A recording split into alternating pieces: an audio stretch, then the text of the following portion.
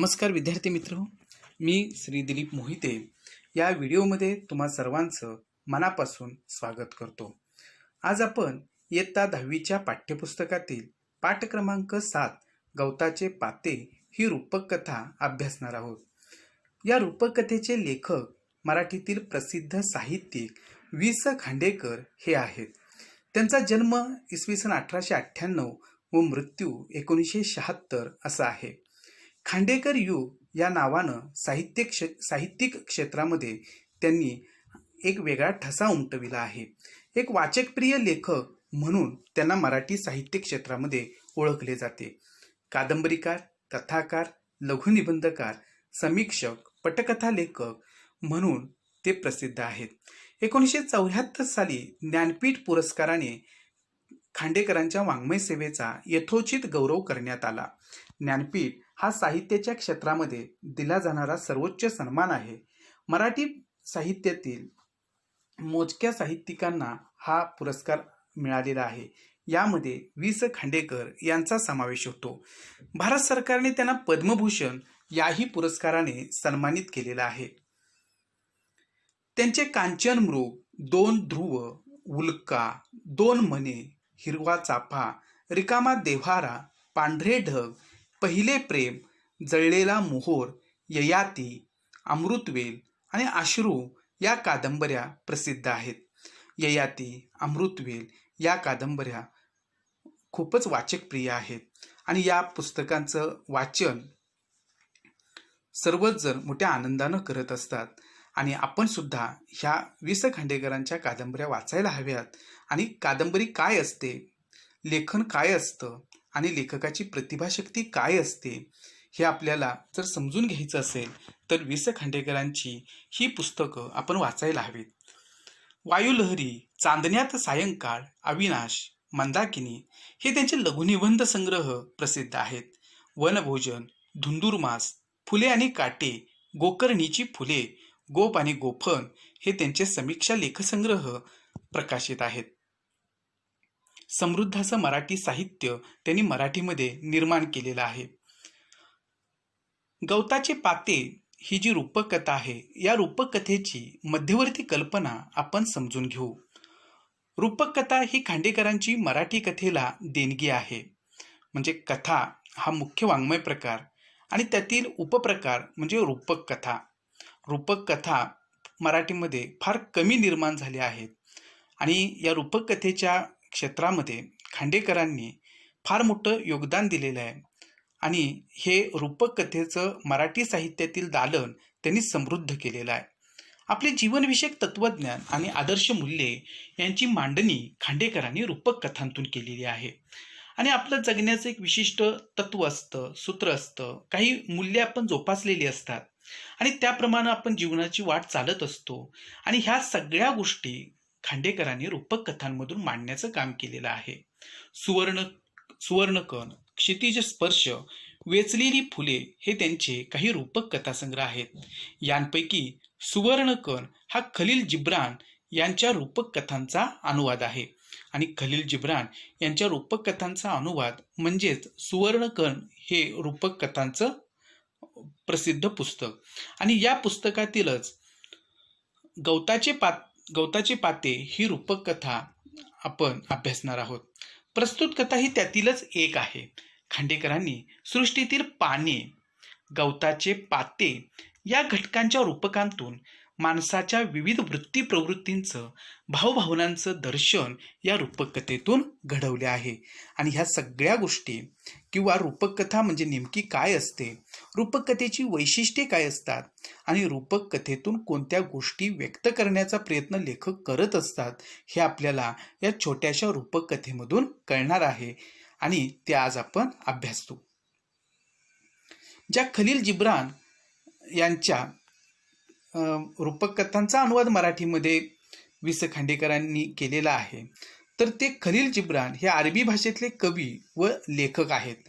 खलील जिब्रानने 1918 पासून इंग्रजीत ग्रंथरचनेस प्रारंभ करून एकंदर 9 इंग्रजी ग्रंथ लिहिले आणि त्यांच्या ग्रंथांची 20 भाषांत भाषांतरे झाली। आंतरराष्ट्रीय पातळीवर त्यांच्या लेखनाची तुलना रवींद्रनाथ टागोरांशी म्हणजे रवींद्रनाथ टागोर यांचं गीतांजली हे जे प्रसिद्ध पुस्तक आहे तर त्याच्याबरोबर केली गेली म्हणजे एक उत्तम दर्जाचे साहित्यिक म्हणून खलील जिब्रान यांना ओळखले जाते. आणि त्यांच्याच रूपक कथांचा अनुवाद सुवर्णकण या पुस्तकामध्ये वि स खांडेकरांनी केलेला आहे. आणि त्यातीलच गवताचे पाते ही रूपक कथा आपण अभ्यासणार आहोत. विद्यार्थी मित्र हो, कथा हा वाङ्मय प्रकार तसा समृद्ध वाङ्मय प्रकार आहे. कथांचे प्रकारही खूप आहेत. त्याच्यामध्ये विज्ञान कथा, ऐतिहासिक कथा, जातक कथा, साहस कथा, रहस्य कथा आणि रूपक कथा हे कथांचे उपप्रकार आहेत.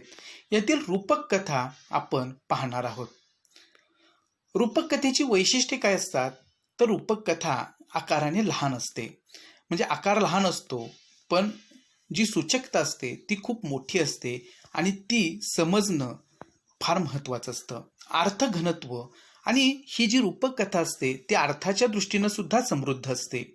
आशय समृद्धता आणि त्याच्यामध्ये जो आशय आलेला असतो, जो आशय मांडलेला असतो तर तोही समृद्ध असा असतो.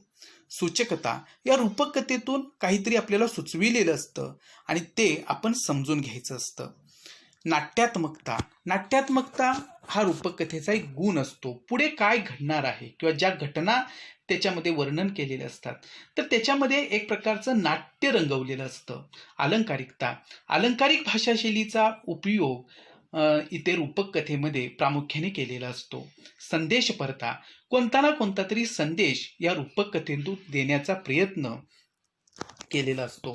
वाच्यार्थापेक्षा लक्षार्थ प्रभावी, म्हणजे आपण जे वाक्य वाचतो ते वाक्य वाचल्याबरोबर त्याचा जो मुख्य अर्थ आपल्याला लक्षात येतो त्याहीपेक्षा त्याच्यातून जे सुचविलेला विचार असेल की ज्याला आपण लक्षार्थ म्हणतो तर तो रूपक कथेमध्ये महत्त्वाचा असतो आणि तो आपल्याला वाचकांना समजून घ्यायचा असतो.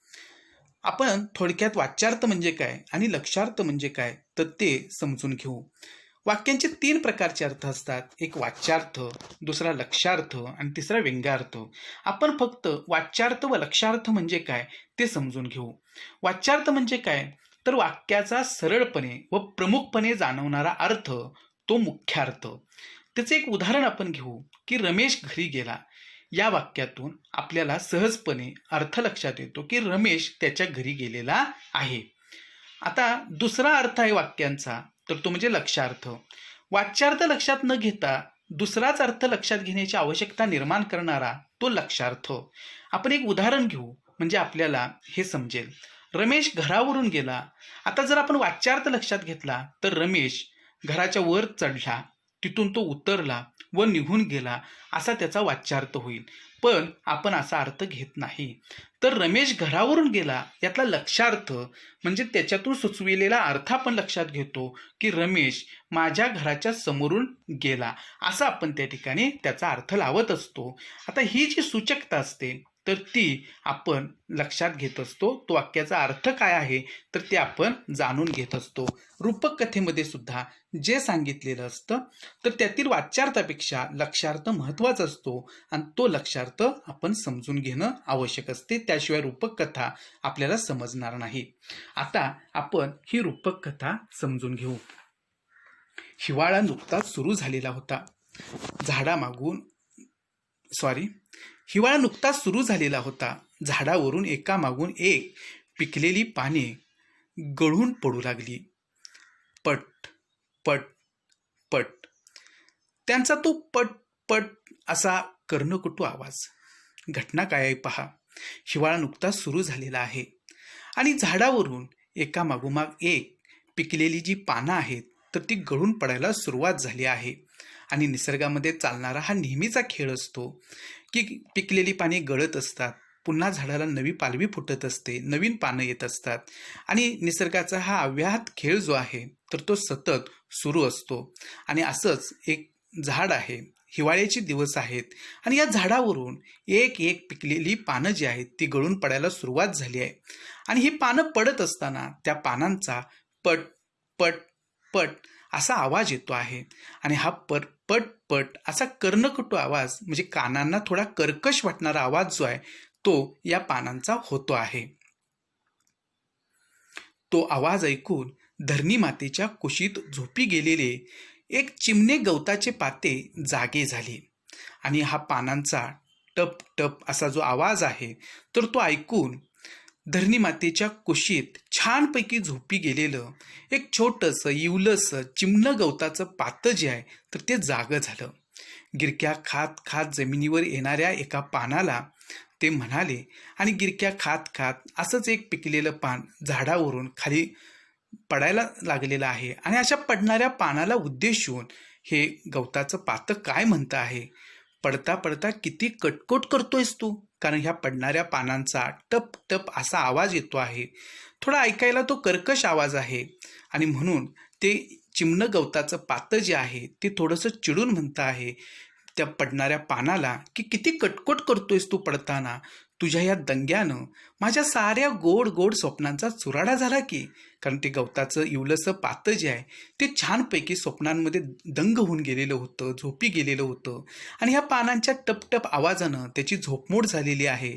आणि म्हणून तो असं म्हणतोय ह्या पानाला की तुझ्या ह्या दंग्यानं, तुझ्या ह्या टपटप आवाजानं माझ्या सगळ्या गोड गोड स्वप्नांचा चुराडा झाला. म्हणजेच काय तर माझं स्वप्न जे आहे तर ते अर्धवट राहिलं आणि मला तुझ्यामुळं जागं व्हावं लागलं. आणि थोडंसं हे गवताचं पातं जे आहे ते चिडलेलं आहे आणि ह्या पडणाऱ्या झाडाच्या पानाला ते दोष देत आहे. पानाला राग आला, ते चिडून म्हणाले आणि ह्या झाडाचं जे पान आहे त्या पानाला सुद्धा राग आला. ते चिडून काय म्हणतं आहे ह्या गवताच्या पात्याला, अरे जा चिडकोर बिब्बा कुठला. आणि थोडंसं रागावून आपली खंत व्यक्त करत हे झाडाचं पान जे आहे ते सुद्धा ह्या गवताच्या पात्याला म्हणताय, अरे नुसता चिडकोर बिब्बा आहेस, थोडं काय झालं की नुसता चिडत असतोस. मातीत जन्मून मातीतच लोळणाऱ्या तुझ्यासारख्या क्षुद्र गवताच्या पात्याला आमच्या या उच्च वातावरणाची कल्पना कशी येणार. आणि ते झाडाचं जे पान आहे तर ते गवताच्या पात्याला तुच्छ लेखतं आहे आणि त्याला उद्देशून त्या गवताच्या पात्याला राग येईल असं ते झाडाचं पान म्हणतं आहे की अरे मातीत जन्मून मातीतच लोळणारा तुझ्यासारखं क्षुद्र गवताचं पातं आणि आमच्यासारख्या म्हणजे झाडाला वरती आम्ही ही पानं येत असतो आणि वरती आम्ही राहत असतो आणि वरच्या ह्या श्रेष्ठ वातावरणाची हे गवताच्या पात्यात तुला काय कल्पना असणार. हा दंगा नाही बेटा. आणि ही जी काही पानांचा टपटप आवाज आहे हा काही दंगा नाही, हे गाणं चाललंय आणि हे आमचं गाणं सुरू आहे. जन्मात कधी आन करणाऱ्या तुझ्यासारख्या अरसिकाला ते समजायचं नाही आणि तुला गाण्यातलं काय समजणार आहे असं झाडाचं पान ह्या गवताच्या पात्याला म्हणताय. कारण तुला जन्मात कधी आ सुद्धा उच्चारून गाण्याची संधी कधी मिळालेली नसेल आणि त्यामुळे तुला गाण्यातलं काही कळणारच नाही आणि तू अरसिक आहेस आणि आमचं हे गाणं जे चाललेलं आहे त्या गाण्यातलं तुला काहीच कळणार नाही कारण तेवढी तुझी पात्रताच नाही. हे बोलता बोलताच ते पान पृथ्वीवर पडलं आणि अशा प्रकारे ह्या गवताच्या पात्याला काहीतरी सांगतच हे झाडाचं पान जे आहे तर ते खाली जमिनीवरती पडलं, पृथ्वीवर पडलं आणि धरणी मातेच्या कुशीत झोपी गेले. आणि ते पान जे आहे ते आता धरणी मातेच्या कुशीमध्ये कायमचं झोपी गेलेलं आहे. ते पान खाली गळून पडलेलं आहे.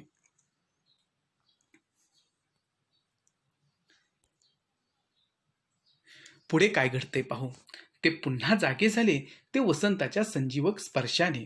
आणि हे जे झाडाचं पान आहे की जे खाली जमिनीवरती पडलेलं आहे आता ते पुन्हा जागं झालेलं आहे आणि वसंत ऋतूचा संजीवक स्पर्श जो आहे तर त्याला जाणवलेला आहे आणि त्याला सुद्धा आता पालवी फुटलेली आहे. त्या स्पर्शात विलक्षण जादू होती आणि ह्या वसंत ऋतूच्या ह्या स्पर्शानं त्याच्यामध्ये चैतन्य निर्माण झालं त्या पानामध्ये. त्या जादूने आता त्या पानाचं रूपांतर गवताच्या चिमुकल्या पात्यात झाले होते. आणि आता हे जे काय झाडाचं पान आहे ह्या झाडाच्या पानाचं रूपांतर आता चिमुकल्या अशा गवताच्या पात्यात झालं होतं. पुन्हा हिवाळा आला आणि आता पुन्हा हिवाळा आलेला आहे.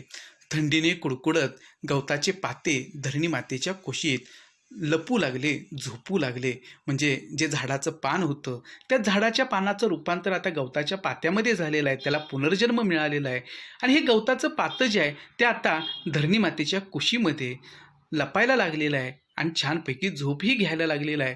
पण पुन्हा पुन्हा त्याची झोपमोड होऊ लागली.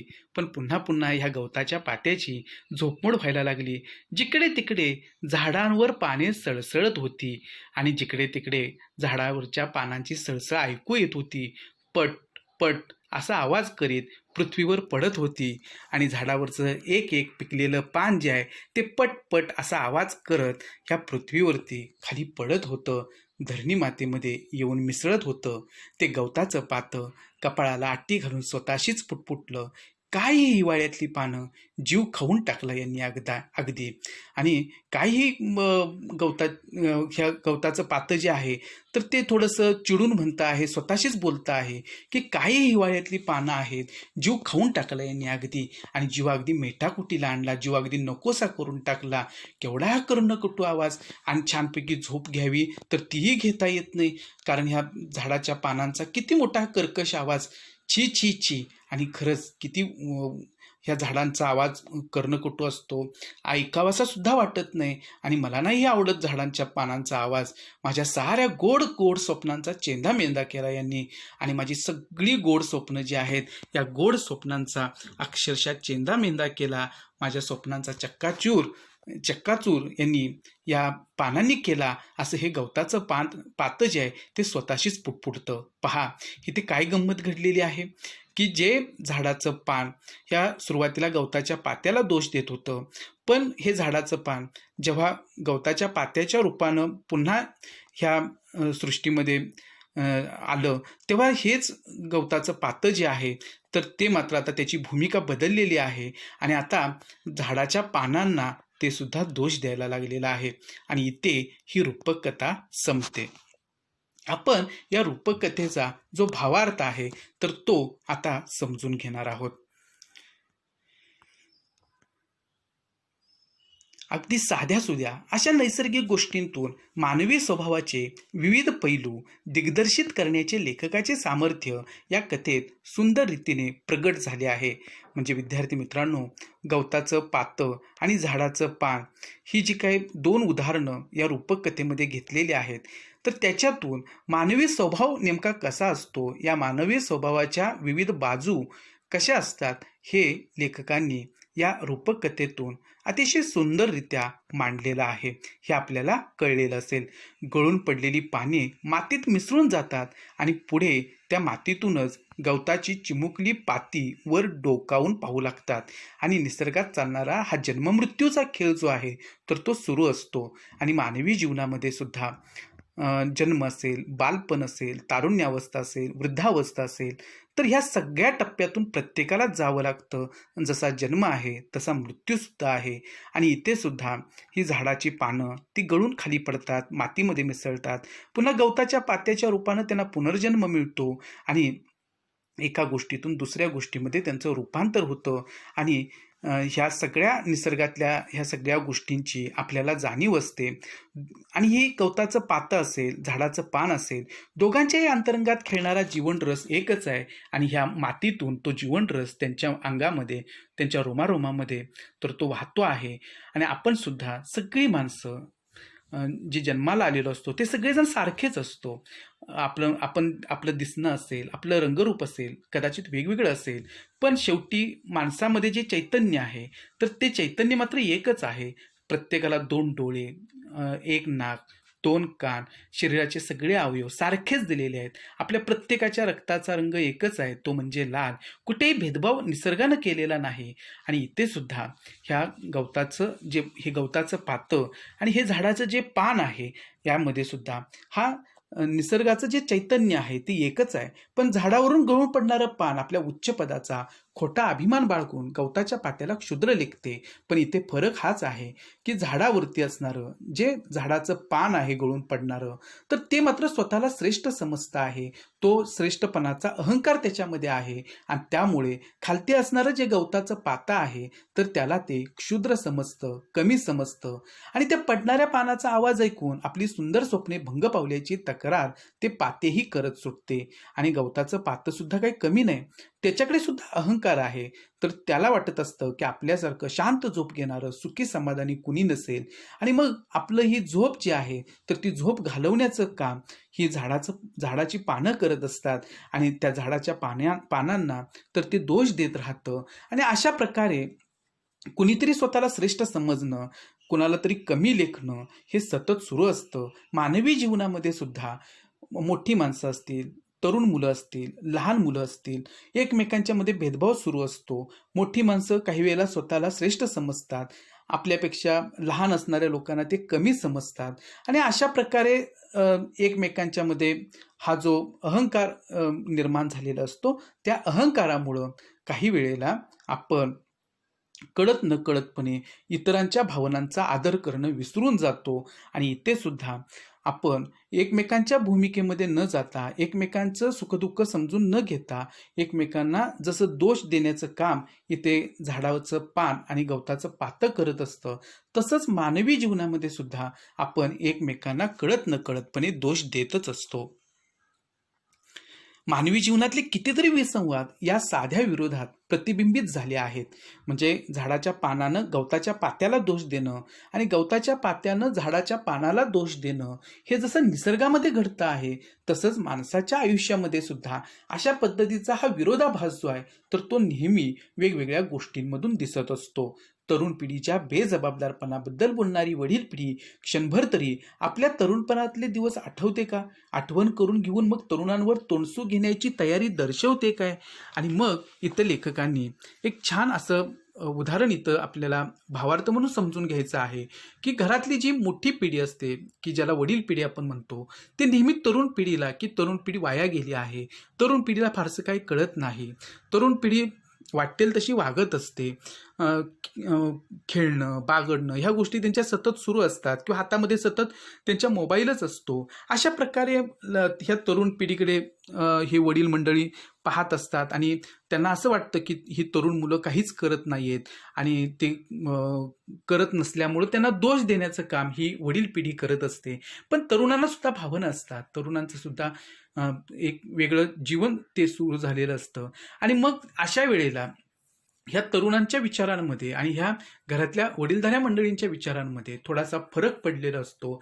वडील मंडळी जे सांगत असतात ते चुकीचं नसतं, पण त्यांनी असा विचार करायला पाहिजे की आपण तरुणपणी कसं होतो, तरुणपणी आपल्याकडून ह्या गोष्टी होत होत होत होत होत्या का? म्हणजे मग ह्या तरुणांना किंवा घरातल्या तरुण मुलांना जे त्यांचं दोष देणं सुरू असतं, किंवा एखाद्या गोष्टीबद्दल जबाबदार धरणं सुरू असतं, किंवा टोचून बोलणं जे सुरू असतं, तर ते कदाचित थांबू शकेल. म्हणजे घरातल्या ज्येष्ठ मंडळींनी सुद्धा आपण पण कधीतरी तरुण होतो, त्या अवस्थेतूनच आपण इथपर्यंत येऊन पोहोचलेलो आहोत. मग तरुणपणीच्या ज्या भावना असतात त्या भावनांशी आपण जर एकरूप झालो तर अशा प्रकारे कदाचित ह्या तरुण पिढीला दोष देणं किंवा त्यांना बेजबाबदार ठरवणं हे वडील मंडळींच्याकडून नक्की थांबू शकेल. पण त्यासाठी गरज आहे ती आपण एकमेकांच्या भूमिकेमध्ये स्वतःला पाहण्याची. म्हणजे वडील मंडळींनी तरुणांच्या भूमिकेमध्ये जाऊन स्वतःला पाहिलं पाहिजे, आणि तरुणांनी सुद्धा वडील पिढी ही अशीच आहे तशीच आहे आता असा दोष न देता आपण पण तिथे जाऊन पोहोचणार आहोत, आणि मग त्यावेळेला आपले सुद्धा विचार असेच होणार आहेत असं आपण थोडंसं मानायला पाहिजे, समजून घ्यायला पाहिजे. म्हणजे एकमेकांना जो दोष देणं सुरू असतं, काही वेळेला एकमेकांना श्रेष्ठ कनिष्ठ समजणं सुरू असतं, तर ते थांबायला मदत होऊ शकेल. आणि या रूपक कथेतून हा जो भाव आहे तर तो स्पष्टपणे आपल्याला व्यक्त झालेला दिसून येतो. आणि वडील पिढीच्या सांगण्याकडे कपाळाला आठी घालून पाहणारी तरुण पिढी तरी प्रौढ झाल्यावर काय करते? म्हणजे आजचे जे तरुण आहेत ते पुढे त्या ठिकाणी वृद्ध होणार आहेत, आणि आजची जी वडील पिढी आहे त्यांच्या ठिकाणी जाऊन ही तरुण पिढी जाऊन पोहोचणार आहे. आणि मग तेव्हा ही जी काही आजची तरुण पिढी आहे ती उद्या जर अशाच प्रकारे वागायला लागली, तर मग आजची तरुण पिढी आणि आजची घरातली ज्येष्ठ मंडळी वडील पिढी यांच्यामध्ये जो विरोधाभास जाणवतो तर तो भविष्यामध्ये तशाच प्रकारे जाणवत राहणार आहे. तीही जुना कित्ताच गिरवत बसते. आणि मग आपण सुद्धा आजचे तरुण जेव्हा वडीलधाऱ्यांच्या भूमिकेमध्ये जाऊन पोहोचू, त्या वयामध्ये जाऊन पोहोचू, तेव्हा सुद्धा आपण आजची जी वडील पिढी वागते त्याचप्रमाणे वागायला लागलो किंवा तोच कित्ता आपण गिरवत बसायला लागलो आणि ते जसे आपल्याला दोष देत होते तसंच आपणही तरुणांना दोष देत बसलो, लहानांना दोष देत बसलो, तर मग त्यांच्यामध्ये आणि आपल्यामध्ये फरक तो काय उरणार? बाह्य स्वरूप कितीही बदललं तरी त्याच मनोवृत्तीची पुनरावृत्ती होत असलेली दिसते आणि पिढीतील अंतर कायम राहते. आणि बाह्य स्वरूप कितीही बदललं, आजचे तरुण पुढे त्या ठिकाणी वडीलधारी मंडळी बनली तरी सुद्धा जरी स्वरूप बदललं, बाह्य स्वरूप बदललं तरी मनोवृत्ती जी आहे की हे असं व्हायला नको किंवा हे असंच असतं किंवा आपल्यापेक्षा इतरांना कनिष्ठ लेखणं, तुच्छ लेखणं, ही जी मनोवृत्ती आहे तर ती मात्र आपण त्या ठिकाणी थांबवायला हवी. की जसं हे झाडाचं पान जे आहे ते स्वतःला श्रेष्ठ समजतं आणि गवताच्या पात्याला कनिष्ठ समजतं, क्षुद्र समजतं, हे जोपर्यंत थांबणार नाही तोपर्यंत वडील मंडळी आणि तरुण पिढी यांच्यामधलं जे अंतर आहे तर ते कायम राहणार आहे. आणि हे अंतर जर आपल्याला काढून टाकायचं असेल तर एकमेकांच्या भूमिकेमध्ये शिरून आपण त्या भावनांशी एकरूप व्हायला पाहिजे. म्हणजे एकमेकांना दोष देण्याची जी प्रवृत्ती आहे, मनोवृत्ती जी आहे ती आपोआप त्या ठिकाणी आपल्यातून कमी होऊ शकेल. अशा पद्धतीची जी सूचकता आहे तर ती या कथेतून वि स खांडेकर यांनी व्यक्त केलेली आहे. थोडक्यात वि स खांडेकरांनी ही सृष्टीतील पाने, गवताचे पाते या घटकांच्या रूपकांतून माणसाच्या ह्या विविध वृत्ती प्रवृत्तींचं आणि भावभावनांचं दर्शन समर्पकरित्या घडवलेलं आपल्याला दिसून येतं. ही रूपकथा तुम्हाला नक्की आवडली असेल. ही रूपकथा तुम्ही वाचा, समजून घ्या. तुम्ही तुमच्या पद्धतीनं या रूपकथेचा अर्थ लावा आणि मानवी जीवनातील ह्या ज्या विसंगती आहेत तर त्या तुम्हीही समजून घ्या. आज आपण या व्हिडिओमध्ये इथेच थांबण्यापूर्वी शेवटचा जो भाग आहे या पाठातला तर तो आपण पाहणार आहोत. दुसऱ्याच्या जागी स्वतःला कल्पून त्याचं सुखदुःख जाणण्याची किंवा त्याच्याशी सहानुभूतीने समरस होण्याची प्रवृत्तीच मनुष्यात नाही. मालक आणि मजूर या दोघांच्या स्थानांची अदलाबदल केली तर त्यांच्या स्वभावातील काही बदल होईल का? आणि मग इथं लेखकांनी एक उदाहरण आपल्याला दिलेलं आहे की जसं त्या ठिकाणी एखादा नोकर आणि मालक यांच्यामधलं नातं असतं की मालकानं नेहमीच नोकरांना दोष देऊन चालत नसतं. की मालकानं जर स्वतःला श्रेष्ठ समजलं आणि जे त्याचे नोकर आहेत त्यांना कनिष्ठ समजलं तर मग मात्र त्या ठिकाणी ह्या नोकरांच्या भावभावना ज्या आहेत त्या मालकाला समजणार नाहीत आणि मग नोकराला सुद्धा ह्या आपल्या मालकाविषयी जो आदर आहे तर तो वाटणार नाही. आणि मालक जर सततच दोष द्यायला लागला नोकरांना तर तेही बरोबर ठरणार नाही. तर इथे एकमेकांना श्रेष्ठ कनिष्ठ न मानता एकमेकांच्या ठिकाणी स्वतःला जर ठेवून बघितलं तर मग बरोबर आणि चूक यामधला फरक जो आहे तर तो आपल्याला नक्की कळेल.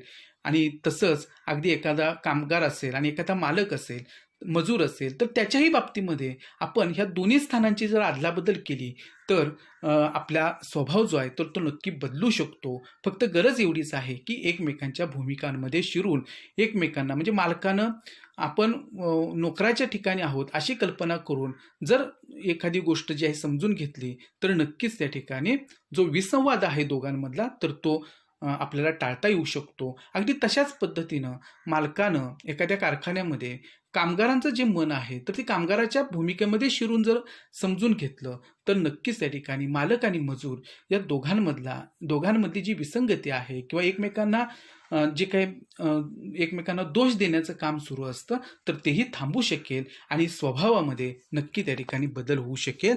आणि या दृष्टिकोनातून ही रूपकथा जी आहे ती खूप महत्त्वाची आहे आणि आपण अशाच पद्धतीनं आपल्यासुद्धा स्वभावामध्ये बदल करू शकलो पाहिजे.